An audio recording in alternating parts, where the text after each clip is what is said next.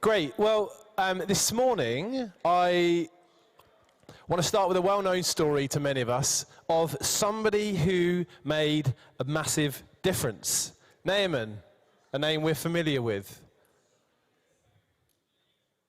Naaman, a valiant warrior, commander of the army of Aram and highly respected by his master, the king of Aram. A man of power, strength, a man of influence.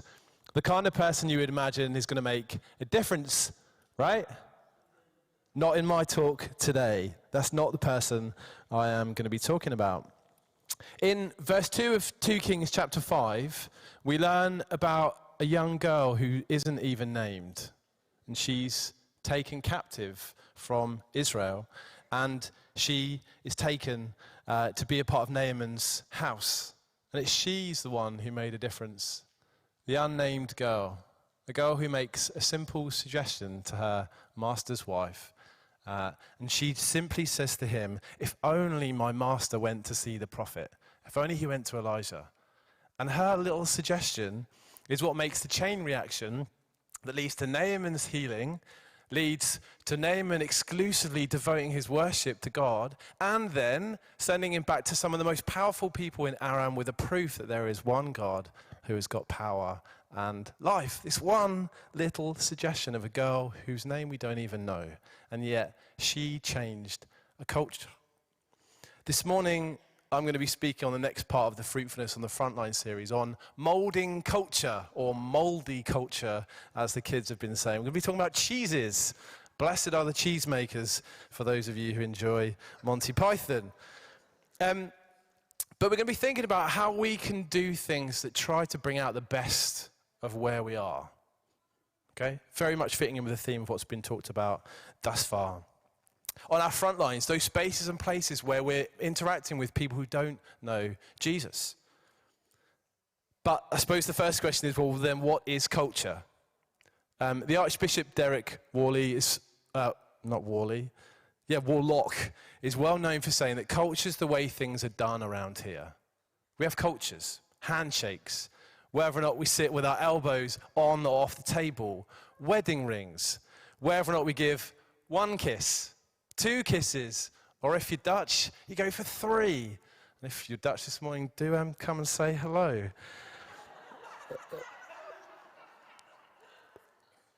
But with the things we do, whether spoken or unspoken, there are cultures, ways of doing things, whether there's families, whether it's at the school gates, whether it's in a church community, whether we're at work or in our business, whether it's amongst our families, we have ways of doing things that are unique to that particular group of people. Even WhatsApp groups will have a kind of a culture, the things that we think matter in those places. And they're unique to the blends of people that are there. And they're ways of expressing our values, the things that we think matter. You know, culture clashes between people are rarely just about the fact they do things differently. It's usually because underneath that, there's some kind of thing that somebody thinks is important, that they think is at risk of being questioned or even threatened. And actually, if you ever come into a clash with somebody over differences of ways of doing things, try finding out what's underneath it, because you'll often find there's something positive that somebody wants to protect. Not always positive, but there's usually something of value underneath. Takahiro Seki was a student who came from Japan to stay with our family. We had a number of students come through the Lewis School of English to stay with us. And he was there to learn the language, and he was soon to learn the culture, whether or not he liked it or not. He needed access to the house, and so we gave him a key. The one we had was a backdoor key. But Takahiro didn't speak to us for days. Silent treatment on another level. It turns out he was deeply offended, because in his culture, only the servants come in through the back door. So to have given him a back door key was an affront to his social standing and a disrespect to who he was as a person. Ouch. Culture clash. Again, because there was something underneath that of value to him. And we sorted it out, but it required some understanding and adapting, because our cultures are the way we do things that express the things that matter to us. When we live amongst different people, we're going to find there's differences of ways of doing things and different values all the time. You only have to open your front door to know that's true. Or if you live with other people, you only have to open your eyes in the morning to know that's true. Or if you open the Bible, you'll find there's a whole library of cultures, different ways of doing things that we have to learn to adapt to in order to make sense of them. Whether or not it's Abraham living among the pagan tribes of Canaan, Daniel under the unstable dictatorship of Nebuchadnezzar, Esther in the corrupt and inwardly oriented court of Artaxerxes, Jesus in Roman-occupied Palestine and Israel, Paul in intellectual Athens, and so on. There's loads of different cultures. And we all have to walk into these concoctions of cultures all the time. And it's not always clear what we should do and how we should respond. It can be tricky. Our front lines are exactly like that. We may need understanding. We may need better ways of doing things. Or maybe we need better values of the things we actually think matter. And maybe we need to be the ones to help mold that at times, to shape that and to shift that. I suppose I want you to know this morning, though, you're already doing that to some extent by either our actions or by our inaction, by the things we just let happen or by the things that we step in to shape happen, by the things we bring to the party. We have some kind of capacity and some kind of influence already. And it's learning how we shape that and bring that and sometimes stand up with that. Not be too passive and therefore not stand up for what really matters, but also not be too pushy and not value other people in that place, but find something more positive in the middle. And so I wonder for you on your front line, what's the culture like? What do people do? And what does that suggest matters in the world? And do you think there's anything that could be done a little bit differently to make it even better? I think ultimately a lot of molding culture comes down to us being confident about what we think really matters and being sure that these things and the way we do things, like my beautiful pink bottle this morning, I couldn't find mine, but the things we do that they really matter. We've got to believe that strongly, don't we? Otherwise we'll be tossed and turned around. Jesus said, didn't he, common words that we know about often, but two values have stood out and towered above the rest through all of these different cultures where God's people have been. The love of God and the love of others. To honor God and put him first, and to do the best for others that we would like done for ourselves. That's the test of all cultures. When we look around our front lines, they should be the things we're looking for, saying, God, does this culture honor you? And is it actually living in a way which is loving others of the best that people would like to be treated themselves? It's a high bar. We all know to some extent that we all fail the test. But governments that spread lies to their own people in order to inflict violence on others fail the test. Police forces that continue to foster racism and misogyny fail the test. Businesses that are run with money making as the primary goal and don't take enough interest in their ethical impact fail the test. Families whose houses are Pinterest worthy but never host with warmth and generosity those who could never return the favour fail the test. And what of our front lines? What do we spot when we use that as our measure of ways and way of looking at things? Do people collaborate or compete? Do they moan or make positive plans? Do they bear grudges or seek to forgive? Pick a fight, seek engagement, listen or ignore, belittle or build up, nitpick or be gracious, take or share, make excuses or take responsibility, spoon feed or grow maturity? Are they stingy, generous, supportive, cynical, self-seeking, serving, or helpful and harmful? There's loads there. But I wonder what one thing for you spot in your culture of where you are and think, that thing, God, it's got to change. Because Jeremiah 27 encouraged the Israelites sent into exile not to hate their captives, but to pray and to seek the peace and prosperity of the city they've been carried. Seeking, what can that mean apart from doing active things to make that peace and prosperity a reality? as far as it depended on them. So I've got 5 encouragements I want to give this morning about things that we can do that might help mold the culture where we are. We can pray and trust God, of course. That's one of the key things. But what is it we can do within our power that can help through the power of the Spirit to change and mold the culture? We're going to talk about prayer. We're going to talk about resisting. Talk about praising. We're talking about redirecting. And we're going to talk about standing in the way. So praying. Jeremiah carried on in verse 7, encouraging them to pray for the peace and prosperity of their captors. Of course, we should pray. We're a church. We've been saying this. There's nothing new. But do we do it enough and faith-filled enough to see things change? It would be a bit odd, wouldn't it, to know a qualified car mechanic who was willing to come and fix your car and not ask them to come and do that. And so we should ask the one who can bring the full blessing and the full shalom of God to all people. And so what are you praying for in your front line at the moment? Resisting. I wonder to what extent the culture that you're in, if you are helping mold it or if it is more molding us. Big question. The Apostle Paul warned us, didn't he, that the power of culture around us can have an effect on forcing us into its mold, forcing us into doing something we don't want to do. Like a parent to a child, he says, look, don't be conformed to the pattern of this world. Don't get sucked in. Don't give up on God's best and live for the world's less. It's just not worth it. There are times when we've got to resist the ungodly culture around us because it can be poisonous. We've got to not lose our saltiness and our light. If we're going to be disciples, we've got to be disciples everywhere, full of the love of God and the love for other people, and let nothing put us off. As Catherine emphasized a few weeks ago, godly character really matters, and our capacity to influence actually has, to a large extent, stands upon the quality of our character. Of course, God is the powerful one, and it's through him that we're doing all these things, but nothing's going to happen to the darkness if it stays under the basket.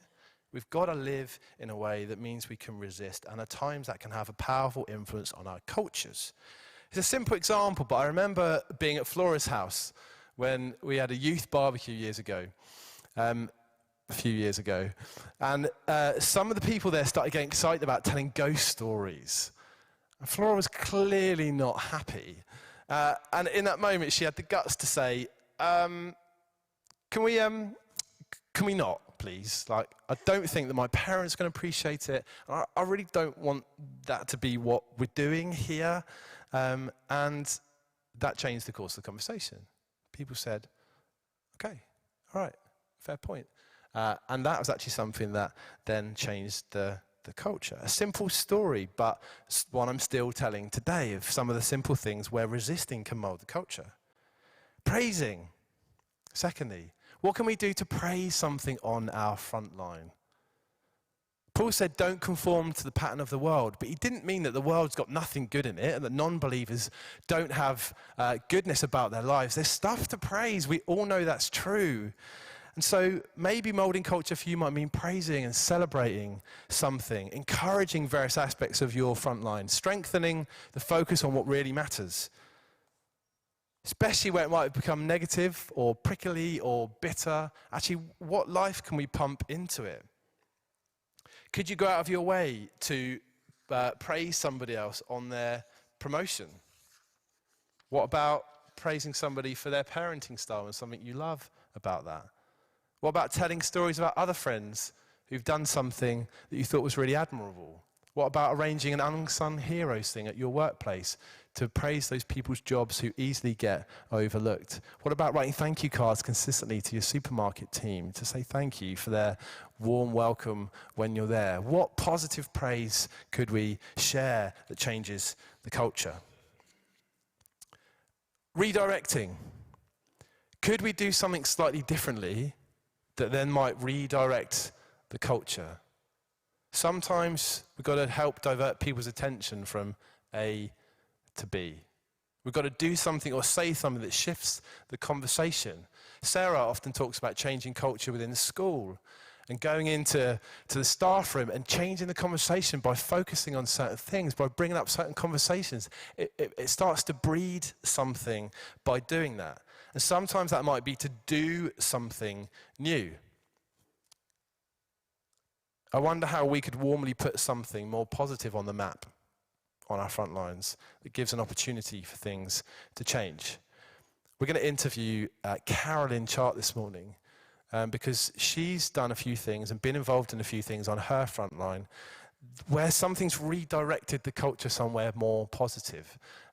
So Karen, if you want to come and join us.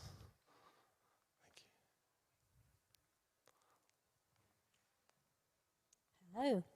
Good morning. Morning. Thank you for coming up and sharing this with us. So tell us a little bit about your front line and what it was that you saw that needed improving. Okay, so I am fairly newly retired, so I have several different front lines at the moment. I do a lot of volunteering for different charities and organisations. I look after my grandchildren a couple of days a week. But the thing I want to talk to you this morning about is about my neighbours where I live in Highfield, and something that we started doing quite a long time ago, actually. So about 8 years ago, the church decided to give each Connect group some money to bless their community in some way. And it was up to us to find a way. So our Connect group prayed about it and had a think about our community and where we lived in Highfield, and it was really a choice between the students and the elderly. And we decided that the neglected group was the elderly where we lived, and so we had a think about it, and we discovered that a couple of doors down from my house there was a warden assisted flats. So we decided that that was the group that we would like to reach out to. They were a group that we wanted to honour, that the Bible said we should treat with respect, and that their declining years actually should be good years, not lonely and tiresome years of being forgotten and just squirreled away somewhere and left to die a lonely time. So that was what we decided to do. That's excellent. You can see, can't you, the value of honouring the elderly and then what you did with that. So what did you do and kind of what impact did that have? Okay, so a couple of us went to this warden-assisted flats coffee morning a couple of times, just asked the warden if we could go along and meet some people, which we did, and got to know the people there. And we just said, would it be okay if we invited the people here round to my house for tea and cake one Saturday afternoon? So we put a poster up in the foyer, and that was all we did, really. And we were amazed that about a dozen of them came hobbling up the road. Some of them even drove, even though it's 4 doors down, because they couldn't get that far. And they were just blown away, because some of them never got invited out. Some of them hadn't been out to anybody else's house for quite some time, and they had family, but the family lived quite a long way away, and although they did come and visit, not that often, and it was such an easy thing to do to make a real difference in their lives. So we did a couple with the Connect group, and 8 years later the Connect group's gone and finished, but Nico and I are still inviting our elderly neighbours around occasionally, less so in COVID times. The last time we did it was last November, and we had 30 came, and we had to open the windows, spread people out. We were worried they were all going to catch COVID, but we got away with it, and it was wonderful, actually, to see so many people needing that care and love. It's a really special thing. I would love to have somebody standing on the stage from that community to be able to interview them to say, what impact has that had for you? Because I'm sure that we would hear, for you, a simple thing, yes, but for others, something really meaningful and really heartfelt. Who else could do something like that, and what do you think they would need to make that happen? I think anyone, or probably much anyone, could do something like that. I think you need to know what your strengths are. I mean, I love baking. Nico and I love hosting people in our home, so it felt like a really natural thing for us to do. When our Connect group ceased to exist, we thought, well, we can't really do this on our own very easily, so we asked a Christian couple. So asking for help might be a good thing to do. A Christian couple lived opposite us and said, we've been doing this for a while, would you fancy doing it with us instead of our Connect group? And they were well up for it. She loves baking and they love hosting as well, so we just asked for help, and several others of the neighbours who've got involved always say, well, I'll bring a cake, you know. Now everybody's kind of getting involved, so yeah. It spreads. Yeah, it does, yeah. You know, so the title "Molding Culture" might sound a bit grandiose, but this is what we're talking about. This way of using our power and our resource, as Annabelle said last week, to begin to shift something of the way people are treated where we are. I think I've read the book, I'm reading the book Fruitfulness on the front line, and I think the thing it does bring out is actually it encourages us to realise that the little things we do are actually making a difference. And if we are moulding culture through what we're doing, it's just creating an atmosphere of honouring the elderly and caring for those in their later years. So, yeah. It's fantastic. Can we just give a round of applause of encouragement? Thank you. Thank you. So simple, isn't it? Spotting something in a culture, you think, you know what, we could do something with that. And then thinking, what's a kingdom-like solution? And let's throw a bit of effort, a bit of money, a bit of time to make that kind of thing work, and to change the culture of how the elderly are treated. Carolyn's got more stories, of her front line. Please ask her about what they did with the students, or what they've been a part of, because there's even more. But those little things can be the nudges to begin to shift the culture. The last one I wanted to bring up was about standing in the way.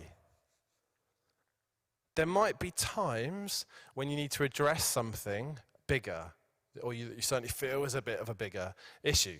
So one quick example.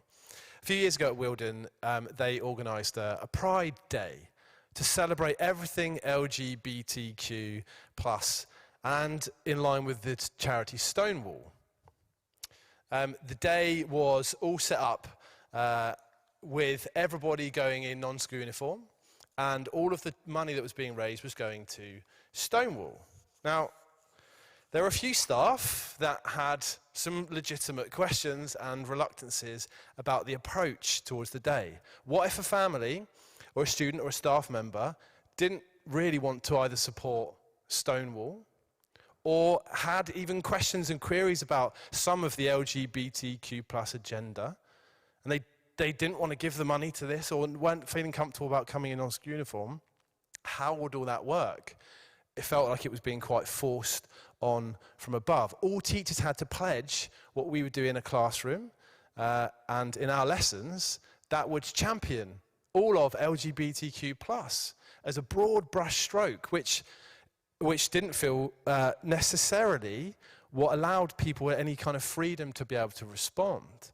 That made it really quite tricky. Some even raised questions about how age appropriate it was. And a few of us talked and raised some of these thoughts, and I thought, well, somebody's got to do something, so I decided to send the email. Now, my email was full of positivity, where it was due, because I think it's important. But I also raised some reluctances, some questions, and I even raised some objections in places to the whole approach. And I waited nervously for the reply, because I wasn't sure. You feel like you're pushing yourself out there a bit to say, well, hang on. And to my surprise, the response was overtly positive. They understood, they got what value I was trying to put across. They understood the pressure that it was unnecessarily putting on certain types of people, and said, we're going to adapt the day. And they shifted what they did. They didn't change the day, but they shifted the way it was done. And that made a massive difference. To steal an image that Mike Martin brought up in our Bitton Park community recently, sometimes we need to be the lollipop people.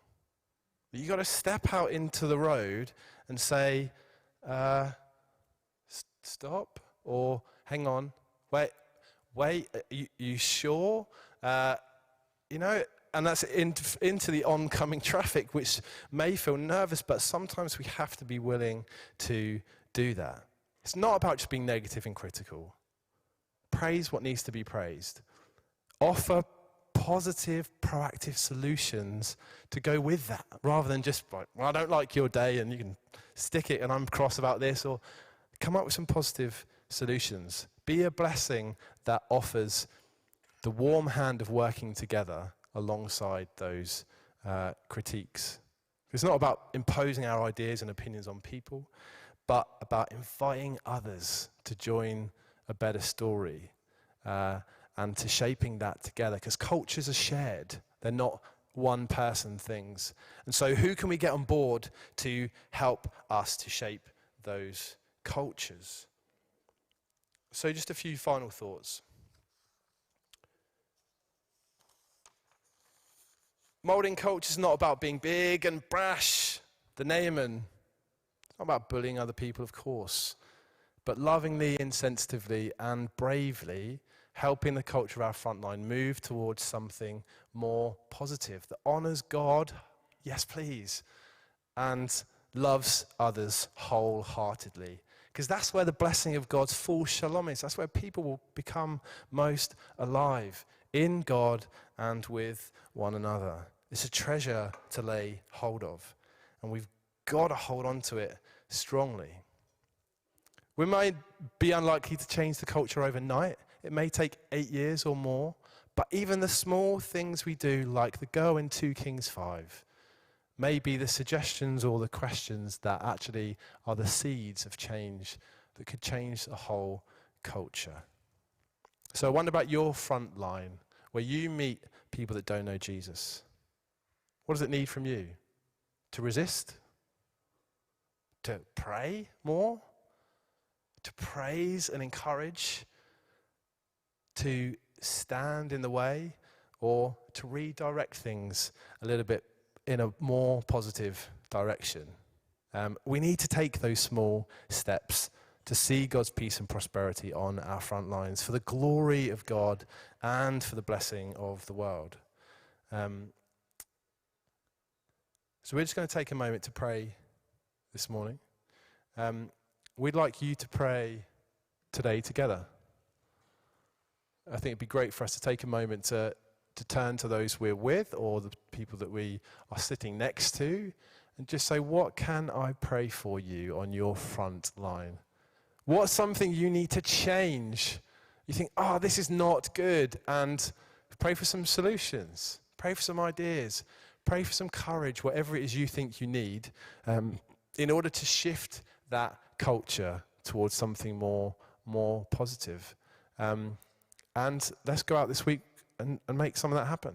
Let's try it. Hopefully next Sunday we can have some stories where we could say, hey, this week I tried this.